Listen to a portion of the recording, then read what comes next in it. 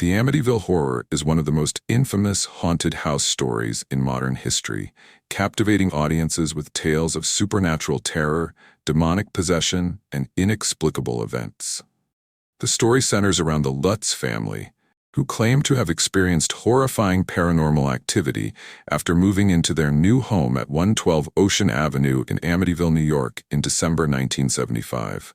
The house had been the site of a gruesome mass murder just over a year earlier, when Ronald DeFeo Jr. killed 6 members of his family. The chilling narrative of the Lutz family's 28-day ordeal in the house inspired a best-selling book, a blockbuster film, and countless debates about whether the events were real, exaggerated, or entirely fabricated. For a channel like World Mysteries, which thrives on exploring the unknown, the Amityville Horror offers a perfect blend of historical tragedy, supernatural intrigue, and unanswered questions. In this exploration, we will delve into the origins of the story, the events that fueled its legend, the controversies surrounding its authenticity, and the lasting impact it has had on popular culture. The story of the Amityville Horror begins not with ghosts or demons, but with a real-life tragedy that set the stage for the haunting narrative. On November 13, 1974, Ronald "Ronnie" DeFeo Jr., a 23-year-old man with a troubled history, murdered his entire family in their home at 112 Ocean Avenue. Using a .35 Marlin rifle, DeFeo killed his parents, Ronald Sr. and Louise, and his 4 siblings, Dawn, Allison, Mark, and John, while they slept in their beds. The murders were brutal and methodical, with all 6 victims found lying face down in their beds, each shot multiple times. The killings shocked the quiet Long Island community of Amityville and drew national attention due to their horrific nature. DeFeo's trial revealed a complex web of family dysfunction, drug abuse, and mental instability.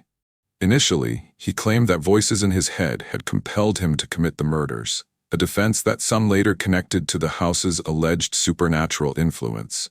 However, DeFeo's story changed multiple times, and he was ultimately convicted of 6 counts of second-degree murder, receiving 6 consecutive life sentences. The DeFeo murders became the foundation for the Amityville horror legend, as the house's gruesome history provided a chilling backdrop for the paranormal claims that followed. In December 1975, George and Kathy Lutz, along with their 3 children, moved into 112 Ocean Avenue, fully aware of the house's tragic past. The home was a spacious Dutch colonial, purchased at a bargain price of $80,000, largely due to its notoriety. The Lutzes saw it as an opportunity to start fresh, but their dream home quickly turned into a nightmare.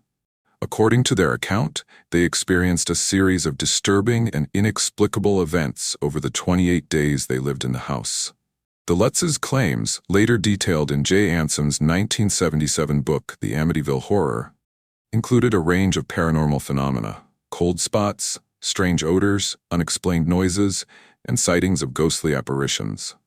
George Lutz reported waking up every night at 3:15 a.m., the approximate time of the DeFeo murders, plagued by an unshakable sense of dread. Kathy claimed to have been levitated off her bed and physically assaulted by an unseen force. The children reported seeing a demonic figure with glowing red eyes, which they nicknamed Jody. Other incidents included green slime oozing from walls, swarms of flies appearing in winter, and doors slamming shut on their own. The family also claimed that a priest who attempted to bless the house was driven out by a malevolent voice commanding him to get out. After less than a month, the Lutzes fled the house, leaving behind most of their possessions. They contacted the media and paranormal investigators, sparking a frenzy of public interest. Their story was sold to author Jay Anson, whose book became a bestseller, cementing the Amityville Horror as a cultural phenomenon. Jay Anson's The Amityville Horror, a true story, hit bookstores in 1977 and quickly became a sensation. Marketed as a factual account, the book blended the Lutzes' claims with dramatic embellishments, creating a gripping narrative that blurred the line between fact and fiction. It sold millions of copies and was adapted into a 1979 film starring James Brolin and Margot Kidder. The movie amplified the story's horror elements, depicting the Lutz family battling demonic forces in a house that seemed alive with malevolence. The iconic image of the house, with its quarter-moon windows resembling glowing eyes, became synonymous with supernatural terror. The success of the book and film spawned a franchise, including sequels, remakes, and documentaries. However, the commercial success also fueled skepticism, as critics questioned the authenticity of the Lutz's claims. Was the Amityville horror a genuine encounter with the paranormal, or was it a cleverly crafted hoax designed to capitalize on a tragic crime? The Amityville horror has been scrutinized by paranormal investigators, skeptics, and journalists for decades.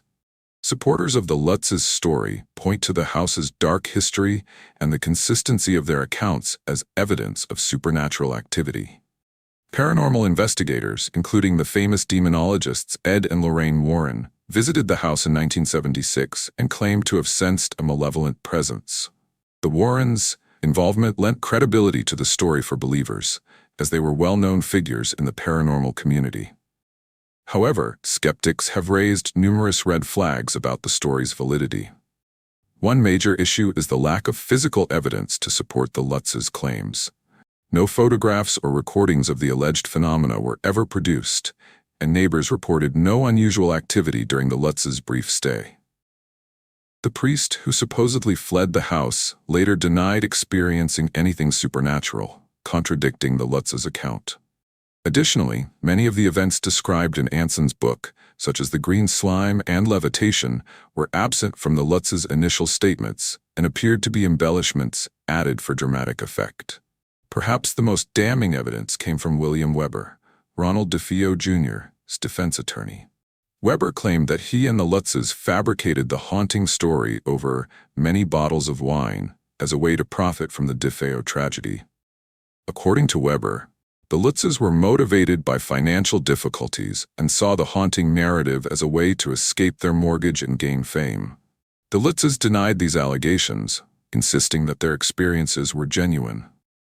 To understand the Amityville horror's enduring appeal, it's important to consider the cultural context of the 1970s.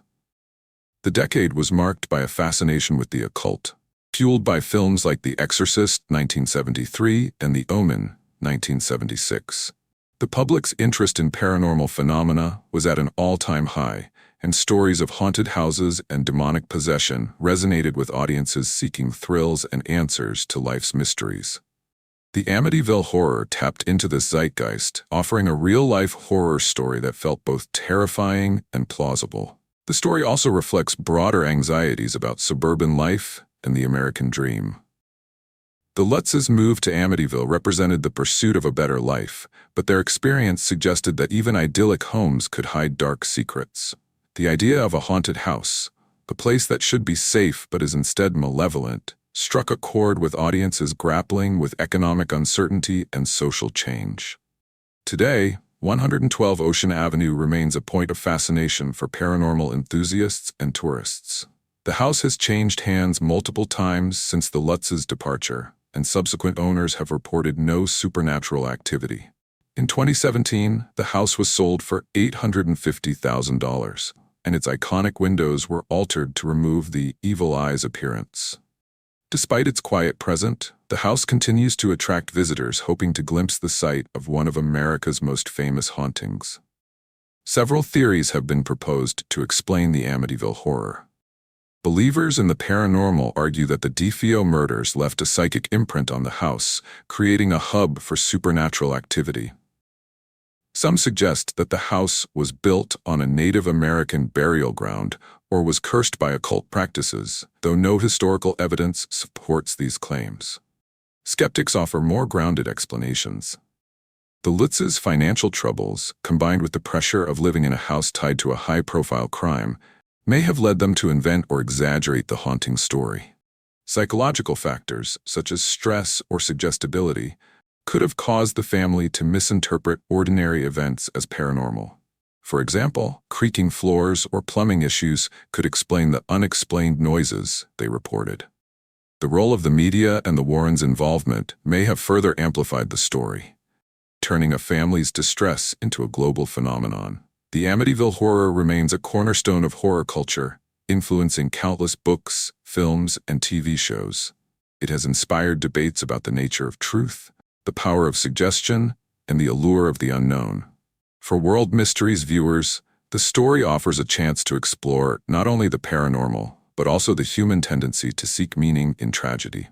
Whether the Amityville Horror is a genuine tale of supernatural terror or an elaborate fabrication, its impact on popular culture is undeniable.